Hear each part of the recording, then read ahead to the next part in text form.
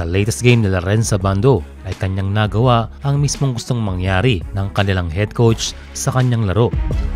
Laking pasalamat si Abando sa tiwalang binibigay sa kanya ng team, lalo na ang kanilang head coach.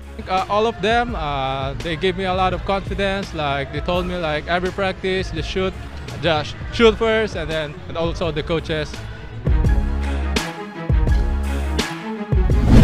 Ang kanilang head coach na si Kim Sang-shik ang unang tuwang-tuwa sa aggressive play ng ating kababayan.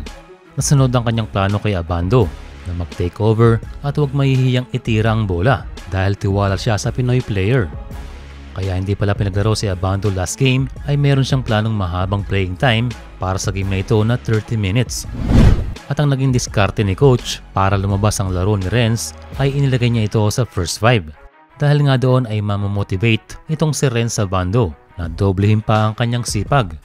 Ayon sa interview sa kanilang coach, sinabi niya kay Abando na player basketball o ipakita niya lang yung kanyang laro, katulad din daw ng kanyang paglalaro sa Pilipinas.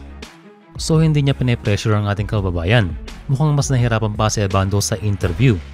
Nais niya lamang na maging komportable ang paglalaro ni Abando sa Korea. At nang dahil nga doon ay nakapag-produce si Renz ng 20 puntos, 3 rebounds, and obviously makikita ang kanyang sipag sa kanyang 6 na blocks. Nakita nga natin na kahit malayo ang takeoff ay go for the block itong si Abando. And trivia lang mga bro, may nagawang record si Renz Abando dahil isa siya sa mga rookie sa KBL na nakapagtala ng 6 na blocks. At ang matindi ay 13 years ago nang huli itong magawa ng isang rookie.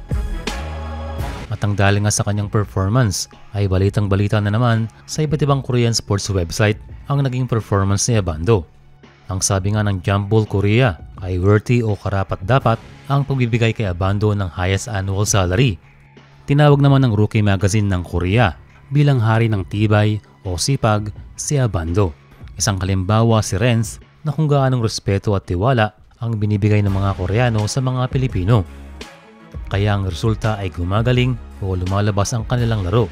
And for Abando na galing sa injury ay hindi nagkulang ang kanilang team sa rehabilitasyon at manatiling motivated ang ating kababayan. Umaasa ang mga Korean sports fans at mga analysts sa KBL na magpatuloy ang magandang performance ni Abando. At ang dahil nga doon ay posibleng mag-champion ang kanyang team na anyang KGC. Ang hiling lang natin ay maging healthy ang lahat ng Pinoy imports sa KBL dahil ilan lang ang nabibigyan ng ganitong kalaking opportunity na makakatulong sa kanilang karir at kinabukasan.